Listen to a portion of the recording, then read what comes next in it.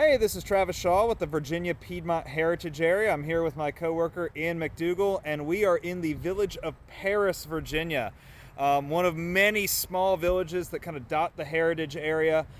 Paris lies right at the foot of the Blue Ridge Mountains near what is known as Ashby's Gap. Now, Ashby's Gap was an important landmark long before the village of Paris existed. We'll kind of turn around here. You can see behind me the gap in the Blue Ridge, like right over my shoulder. An important passage through the mountains for settlers, for traders, for merchants, and for armies moving back and forth from the Virginia Tidewater to the Shenandoah Valley. Now, long before this village was established, the Ashby's Gap Road existed through here, originally a Native American trail that is then going to be expanded upon by colonists in the 18th century.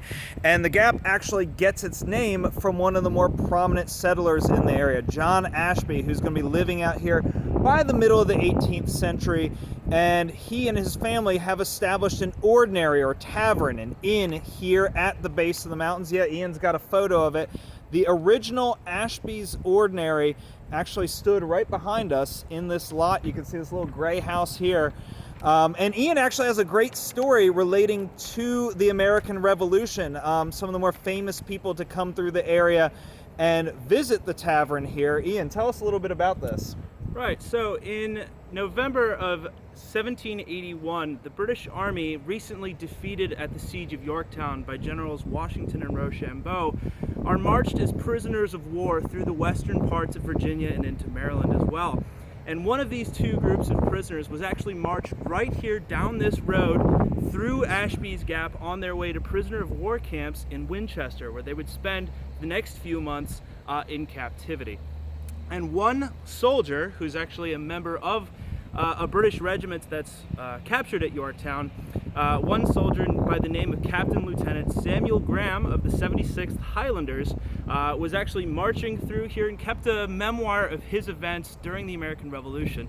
And he says as they were marching through, they stopped at Mrs. Ashby's Tavern here in this area, and they asked her for a bite to eat. Now, she gave them a few comments about how her son had defeated them at the Battle of Saratoga, and then most recently at Yorktown as well, and then also kind of chides them and tells them that they're going to be defeated in New York as well, hopefully in the next year. And so despite that, Mrs. Ashby does give Captain Graham and his troops something to eat on their way to those prisoner of war camps there in November of 1782. Yeah, really fascinating account, kind of a humorous situation that occurs here at Ashby's Gap.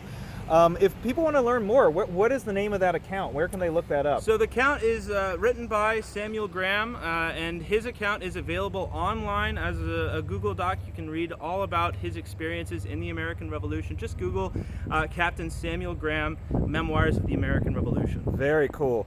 So after the Revolutionary War, there's another connection to this town.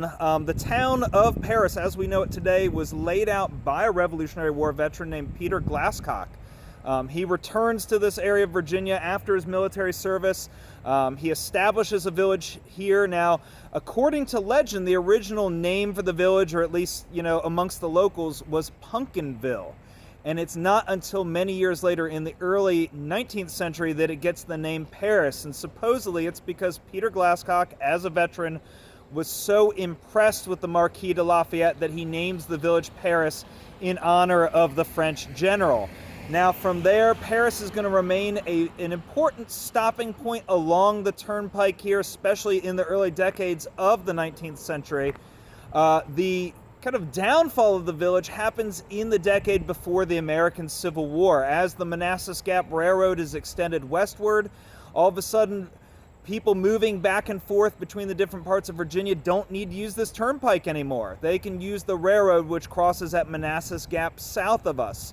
So by the time of the American Civil War, a lot of the business, a lot of the trade here has fallen off, and Paris remains an incredibly well-preserved village as a result. You can see as we kind of look up the main street here, a lot of early 19th century buildings still line the street of the village. We have the Ashby Inn, another important local landmark that we're standing in front of. So really, again, a fantastic example of historic preservation here in the Piedmont Heritage Area. So if you're ever out in the area, maybe make a little stop here in Paris, check out this incredibly well-preserved 19th century streetscape.